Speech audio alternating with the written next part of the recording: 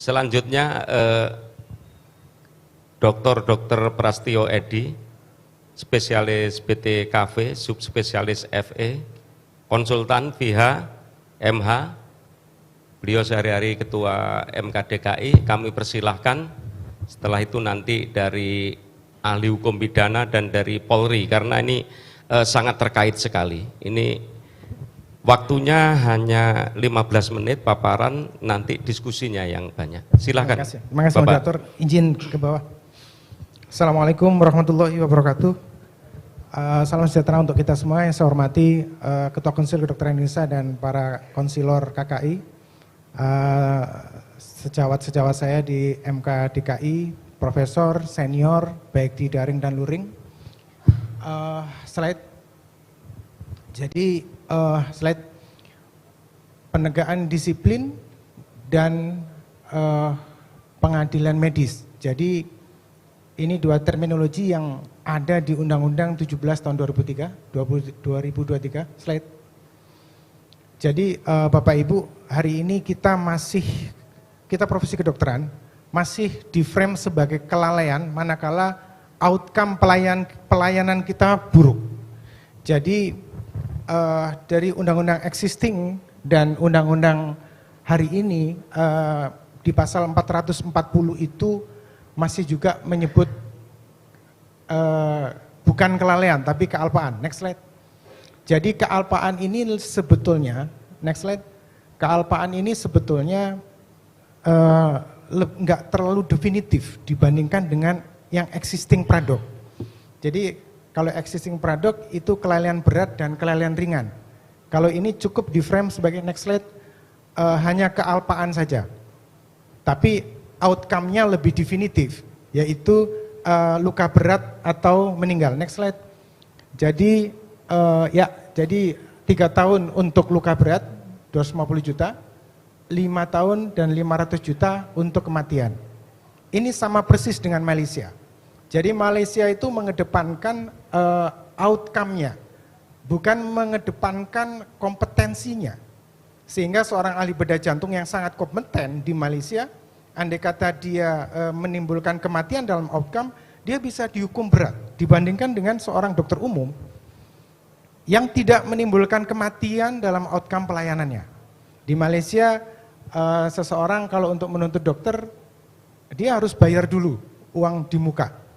Itu warna daripada penegakan disiplin dan pengadilan medis di Malaysia. Berbeda dengan Australia. Australia kebalikannya. Jadi Australia mens rea-nya dikedepankan. Orang ini kelalaian berat enggak? Outcome-nya enggak terlalu dihitung. Jadi kalau misalnya dia kelalaiannya berat, maka pasti penuntutannya lebih berat. Jerman lebih melihat perikatan ikhtiarnya. Jadi kontrak di depan itu lebih penting kalau di Jerman. Dilihat dulu, ini sampai seberapa kontrak ikhtiarnya seperti apa, bukan sebagai resultannya. Amerika lebih maju dari kita, di Amerika tidak lagi ada tumpang tindih, di Amerika lebih banyak seragam, jadi standar kompetensinya itu seragam, bahkan sebuah outcome buruk dari sebuah pelayanan, itu masih dibayar sama BPJS-nya Amerika. Next slide, kita lihat. Sebegitu menakutkankah pasal 440 bagi dokter? Ternyata enggak. Jadi 119 pengaduan di 2019 sampai 2022 itu hanya 25 pengaduan saja yang diputus bersalah. 25/119 itu 18%. Jadi 18% saja yang dijatuhi hukuman oleh MKDKI, dengan 19 itu core disiplinnya itu namanya kompeten, 6 itu adalah rupa-rupanya, informed consent, rekam medis. Jadi Bapak Ibu jangan terlalu takut, tapi Bapak Ibu akan takut setelah slide selanjutnya.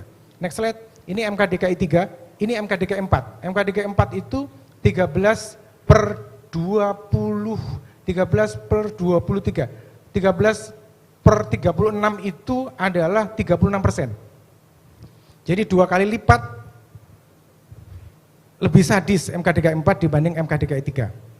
Jadi Eh, luar biasa. Tapi kalau ada yang nanya kenapa lebih sadis, baru saya jawab karena waktunya sangat cepat. Next slide. Ini penjelasannya. Next slide. Nah, ini penjelasannya. Ini penjelasannya. Jadi nggak sesadis sama yang diucapkan. Kalau ada yang nanya ini saya jelaskan. Next slide. Masih Opjin. Nomor 1 masih Opjin. Nomor 2, nomor 1 di daerah masih DKI Jakarta dan Sumatera Utara. Terbaru ada penuntutan ortopedi secara bersamaan di 4 titik. Bulatan-bulatan ini biasa disampaikan pada narasi-narasi etiko-mediko-legal, tapi ada satu hal yang berbeda dan saya tambahin yaitu hukum ini minta rekomendasi MKDKI. Jadi ini tambahan-tambahan, bulatan-bulatan ini terus bergeser dalam pergerakan pembaruan hukum nasional. Sekarang bergesernya terletak pada ada garis rekomendasi itu ke MKDKI. Karena di 308 ada kaidah itu. Terima kasih. Next slide. Next slide. Ya, jadi Bapak Ibu sebelumnya bahwa perlindungan hukum bagi dokter itu manakala 5 hal dilakukan. Standar profesi, standar pelayanan profesi, SOAP, etika kedokteran, sama kebutuhan pasien. Kalau kita melihat 5 hal ini sebetulnya apa sih? 5 hal ini sebetulnya adalah kaidah kompetensi dari kaidah disiplin kedokteran. Nah, seperti itu. Di belakang akan saya jelaskan bahwa sebegitu pentingnya 5 hal ini sebagai dasar daripada rekomendasi. Jadi dokter itu akan mendapatkan perlindungan hukum manakala dalam pelayanannya mengikuti 5 hal. Rumah sakit juga melindungi kita, tenang saja. Next slide. Rumah sakit pun, ini yang terbaru yang tidak ada di existing bahwa kita nggak bisa dituntut ganti rugi manakala kita melakukan tindakan penyelamatan nyawa. Jadi hal itu juga dialami oleh rumah sakit. Manakala rumah sakit dalam rangka menyelamatkan nyawa, dia tidak bisa dituntut. Namun rumah sakit juga bisa menggugat pihak yang bisa mengakibatkan kerugian. Next slide. Next slide. Ya, jadi ini masa lalu ini sangat indah. Masa lalu ini slide saya masa lalu. Pada saat Undang-Undang Pradok masih ada, yang hari ini sudah tidak ada, bahwa MKDKI dibikin untuk melihat penerapan keilmuan dalam pelaksanaan pelayanan. Artinya, di MKDKI itu harus ada orang yang ngerti ilmunya. Hari ini 10 orang MKDKI itu 7 doktoral hukum, 1 profesor, 1 asosiat profesor. Jadi isi daripada MKDKI itu harusnya seperti ini. Next slide. Next slide. Ya, jadi Bapak Ibu ini Perkonsil 50 2017 secara pasal peralihan di undang-undang terbaru masih pakai ini. Tetapi ke depan yang harus kita adakan perbaikan adalah pada titik-titik yang membuat sidang penegakan disiplin itu jadi lama. Titik-titik itu adalah harus memenuhi kaidah 14 hari untuk memanggil pengadu. Harusnya nggak ada ini kaidah 14 hari. Harusnya sudah harus direvisi. Kenapa? Karena MKDKI itu mendatangi si pengadu untuk sebuah kaidah keadilan antara teradu yang didatangi oleh kita dan pengadu harusnya juga kita datangi. Harusnya nggak usah pakai 14 hari, bila perlu 7 hari. Itu sudah hemat banyak untuk mempercepat ini. Yang luar biasa yang bikin lama bagian ini adalah sidang ahli. Ke depan kita harusnya pada kesempatan pertama sudah harus berkomunikasi pada ketua perhimpunannya untuk berkomunikasi siapa yang diwakilkan untuk sebagai saksi ahli. Jadi sidang ahli itu luar biasa bagi MKDKI karena tidak hanya ahli pilihan dari majelis, tapi juga pilihan dari teradu yang suka-suka teradu. Ahli seperti apa yang dia inginkan yang sesuai dengan apa yang dilakukan. Boleh saudaranya dia, boleh bapaknya dia. Nah, di titik itulah kita agak seru, di titik itulah kita akan bertele-tele, di titik itulah kita harus mengambil keputusan keilmuan. Jadi memang sudah benar dengan slide sebelumnya bahwa isi daripada majelis ini adalah orang yang tahu dalam hal menerapkan keilmuan. Menerapkan keilmuan itu bukan simpel manakala kita menghadapi beberapa warna para ahli, para profesor. Kita harus tentukan itu. Itu yang bikin lama. Sehingga dengan harapan ini ke depan kalau ada kesempatan akan diperbaiki Sehingga ini sebetulnya adalah chemistry daripada 308 undang-undang terbaru itu akan lama-lama pelan-pelan akan terbawa ke sini. Chemistry 14 hari itu akan membuat kita ini harus lebih singkat lagi. Next slide. Ya, next slide. Ini masa lalu. Jadi masa baru itu kita tahu di 304 itu bahwa komponen daripada majelis profesi itu bukan sekedar tenaga medis, tapi tenaga kesehatan. Artinya ke depan kita bisa menegakkan tidak hanya disiplin kedokteran, disiplin dokter, tapi juga disiplin daripada perawat atau bahkan disiplin daripada bidan atau fasyankesnya yang kita harus tegakkan. Sehingga 28 disiplin ini masa lalu. Artinya pembagian kompeten, kemudian kelompok kedua itu adalah kelompok tidak melakukan pelayanan dengan baik, kelompok ketiga itu adalah perilaku tercela. Jadi next slide. Next slide. Jadi ke depan ada tenaga kesehatan, ada tenaga medis. Otomatis kita mentris kompetensi tenaga medis dan kompetensi tenaga kesehatan. Ini hanya mengadop undang-undang existing, tetapi cuma diputuskan itu aja. Rankingnya adalah peringatan tertulis. Nomor 2 rankingnya itu adalah pendidikan. Kalau di existing pendidikan itu terakhir. Barangkali di era hospital base, barangkali kita mencari reschooling itu lebih mudah ke depan ya. Upaya hukum ini suatu yang baru ke menteri, tapi harus punya syarat. Ini lebih bagus karena harus punya 3 syarat manakala kita menggugat. Tidak seperti hari ini. Next slide.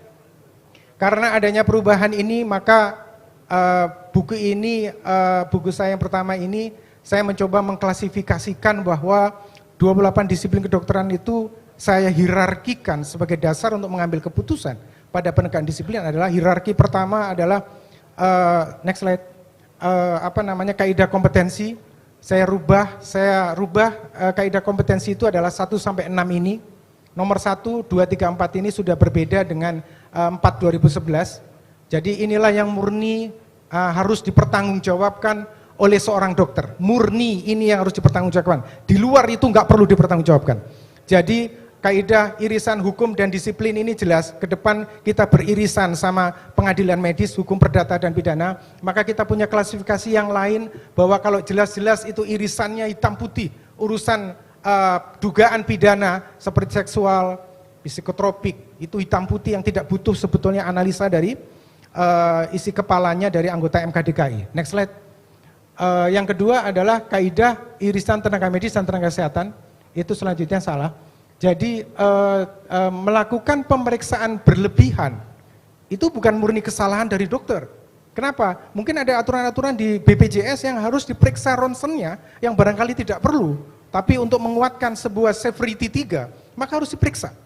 Jadi tidak bisa kalau misalnya ada dokter yang kita tegakkan, dia terlalu berlebihan memberikan terapi atau memberikan pemeriksaan. Tidak serta-merta itu adalah tanggung jawab dokter. Informed consent ini port di entry favorit daripada lawyer.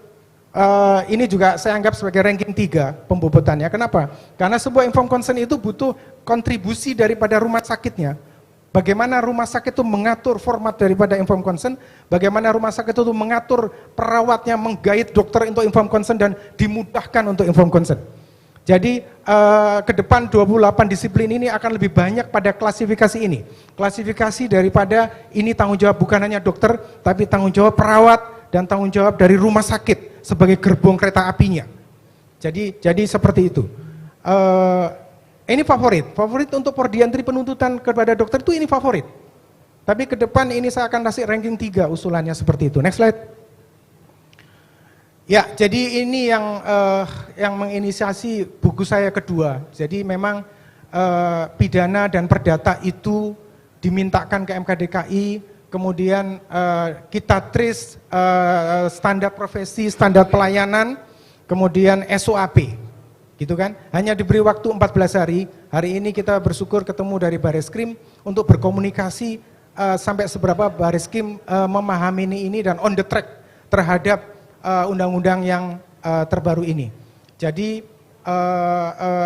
pertanyaan selanjutnya adalah apakah dalam waktu 14 hari sesuai undang-undang MK DKI bisa memutuskan dan bisa memberikan rekomendasi kepada polisi untuk layak sidik apa tidak layak sidik? Itu pertanyaannya. Jadi tantangannya adalah dalam beberapa kesempatan beberapa ahli mengatakan pasti tidak mampu dalam waktu 14 hari. Karena apa? Karena selama ini penegakan disiplin itu bisa memakan 3 bulan, 2 bulan, 3 bulan. Apa ia bisa 14 hari? Kalau misalnya tidak lewat itu 14 hari, maka kita akan ditinggal sama penyidik. Next slide. Next slide. Ya, ini skripsi saya. Jadi skripsi saya lebih terakhir daripada disertasi saya. Ini kira-kira tata beracaranya dalam 14 hari. Jadi hari pertama, next slide. Next slide. Hari pertama kita akan lakukan permintaan tertulis untuk rekomendasi, pembahasan permintaan rekomendasi, pembentukan MPD, permintaan ahli sesuai kompetensi. Ke depan kita nggak usah terlalu sulit untuk minta ahli, karena ke depan ada majelis kolegium yang berdekatan kamarnya dengan MKDKI, sehingga sebelum kita berangkat ke daerah pun kita sudah kontak, Mas, saya mungkin 2 hari malam lagi saya akan kontak sampean, karena saya akan mengetris sebuah kasus dengan kasus bedah plastik, dengan kasus bedah digestif, begitu ya. Jadi hari kedua pengecekan dokter apakah punya STR apa enggak, menghubungi penyidik kepolisian, kemudian kita juga sudah mendapatkan ahli. Hari ketiga kita permintaan ruangan kepada Fasiankes, kita tidak di dinas kesehatan tapi di rumah sakit, kemudian pemberitahuan jadwal sidang pengadu. Jadi pengadu mungkin kita kasih tahu dalam 3 hari aja. Pengadu waktu 3 hari untuk ngasih tahu pengadu itu bisa, sangat bisa. Kenapa tidak? Tetapi memberitahu direktur rumah sakit cukup 1 hari sebelumnya, supaya tidak ada meng-create itu yang namanya rekam medis sehingga di-create, dirubah dan sebagainya. Jadi ke depan seperti itu kira-kira tata beracaranya. Ya? Kemudian kira-kira pada hari keempat kita melakukan sidang pertama. Kemudian sidang malamnya pada hari keempat itu kita zoom dengan ahli. Ahli ke depan sudah sangat dekat sama MKDKI karena satu gedung. Kemudian hari kelima itu posisi sidang kedua teradu. Jadi kira-kira ini adalah sebuah kaidah due process of discipline yang ada rasa manis-manisnya terhadap due process of law. Karena ada 2 alasan. Pertama, teradu harus ada. Ini konsep 117 KUHAP bahwa teradu harus ada head to head sama pengadu. Gitu kan? Penyidik, ini yang luar biasa. Penyidik akan kita ikut sertakan dalam tris penegakan disiplin ini. Sehingga kaidah bahwa seorang teradu itu tidak mendapatkan sebuah penekanan terhadap ditanya penyidik, itu sudah tidak ada lagi. Kenapa? Penyidiknya sudah saya kenalin sama calon teradunya. Teradunya pun juga sudah saya kenalkan terhadap penyidiknya. Sehingga tidak ada lagi kalimat-kalimat yang melanggar 117 KUHAP. Itu yang membuat ini ada manis-manisnya. Tetapi ada satu hal yang nggak bisa dilanggar, yaitu sifat tertutupnya terhadap saksi. Karena tutup terhadap saksi itu hitam putih sebuah rahasia kedokteran. Jadi sidang khusus pada kesusilaan dan sidang khusus pada anak itu juga tertutup. Jadi yang tidak ada dalam kaidah due process of law-nya itu hanya tertutupnya saja. Semuanya sudah kita mendekatkan pada due process of law, pada pemeriksaan disiplin ini untuk rekomendasi untuk membuat rekomendasi kepada polisi. Next slide. Ya, next slide. Ya, ini akhirnya karena 310 maka banyak sekali orang undang untuk mediator dan sebagainya. Bapak Ibu, saya mau mengatakan bahwa tidak ada yang namanya kaidah disiplin itu tanpa mengadop kaidah etik. Jadi ini terjadi di Sulawesi Utara, bahwa memang kaidah etik itu berdampingan sama kaidah disiplin, karena kaidah etik itu ultimate dan imperatif, seperti kaidah disiplin itu adalah nisbinya. Sangat bertautan erat. Next slide. Saya akan tunjukkan bahwa ya ini perintah di kodek itu bunyinya sesimpel ini, bahwa setiap dokter wajib selalu memelihara kesehatannya. Pakai jogging, pakai basket juga terserah, tetapi kaidah nisbinya adalah pada saat menjalankan praktek kedokteran tidak boleh kesehatan fisiknya atau mentalnya sedemikian rupa sehingga tidak kompeten. Jadi etik dan disiplin itu nempel sebetulnya. Saya akan buktikan bahwa etik dan disiplin itu sangat nempel pada slide selanjutnya. Ini terjadi di Natuna bahwa secara kodeki memang next slide. Secara kodeki memang melanggar kompetensi. tetapi si Tradu ini menjalaninya pakai kasih sayang sesuai dengan perintah kodikinya Dr. Joko, bahwa quote of the day-nya adalah kita harus menghormati kodeki. Jadi seorang dokter memberikan pelayanan secara kompeten, tapi masih ada komanya, yaitu dengan rasa kasih sayang. Rasa kasih sayang itulah yang membuat kami pada saat mentris kasus penegakan disiplin di Natuna yang melanggar kompetensi, itu karena sebegitunya si dokter ingin membackup, menjaga, mengantar, menyembuhkan pasiennya ke RSCM, akhirnya tidak kita kasih sanksi mencabut STR. Jadi tidak selalu yang namanya kompeten, tidak kompeten kita cabut STR. Tidak ada harga mati. Apalagi kaidah kodikinya mengatakan bahwa asal dilakukan dengan rasa kasih sayang, maka itu sangat kita perhatikan. Ini suatu bukti bahwa Majelis Kehormatan Disiplin itu juga pasti dia paham tentang etika. Next slide. Next slide. Ya, next slide. Ya, Bapak ini memesankan pada kita, kalau misalnya kita melihat luka bangsa kita, maka kita juga harus obatin. Next slide. Next slide. Next slide, terakhir, next slide.